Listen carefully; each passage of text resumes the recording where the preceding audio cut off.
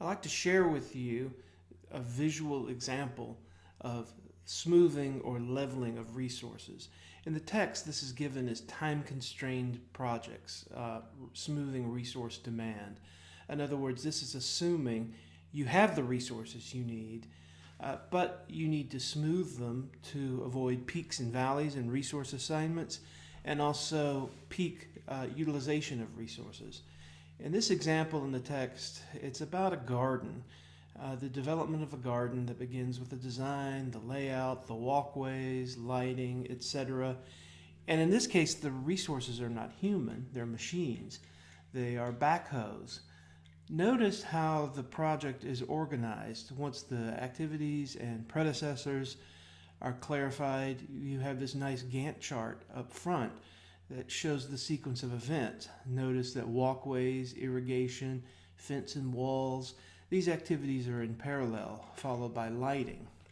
But there is a certain amount of slack in some of these activities.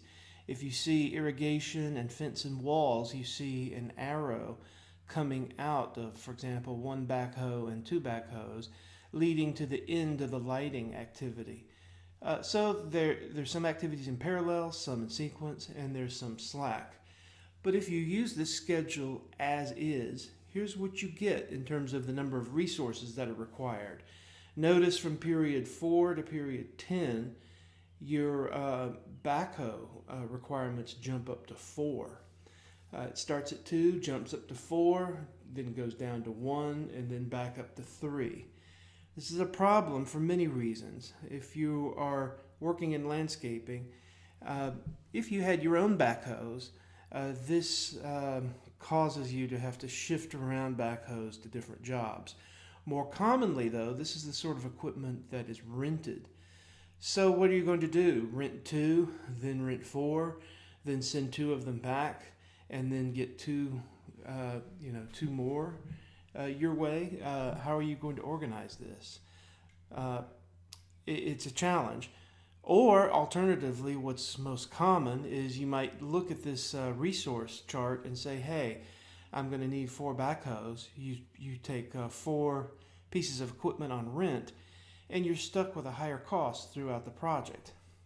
Now, another thing you could do, instead of scheduling resources for this schedule as is, you can look at the third example. Here we have pushed out some of the resource needs by making use of the slack that's in the schedule. You remember those lines that stick out from irrigation and fence and walls?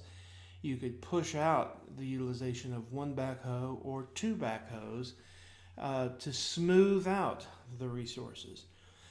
So I had mentioned that typically when you do resource leveling or smoothing, you are going to cause the project to be late.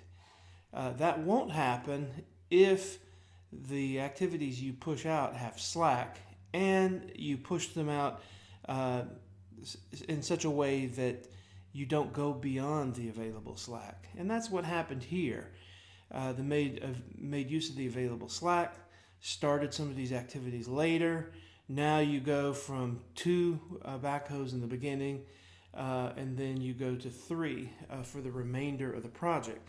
So it's a much better resource scenario. Now there is one caveat. Even though the project wasn't delayed here because you made use of the available slack, you now don't have any slack if you start these activities later. And if you don't have slack, that means if you delay the activity, the overall project becomes delayed. So when you do make use of slack that was identified in the forward and backward pass, now you've got a very tight schedule that has to be managed very closely, and it's higher in risk than it otherwise would be. So resource utilization typically resource leveling causes a project to be delayed. If it doesn't, it uses up the slack and you have to manage it closely. That's the downside. The benefits, though, lower peak resource utilization, and you avoid the peaks and valleys of resource utilization.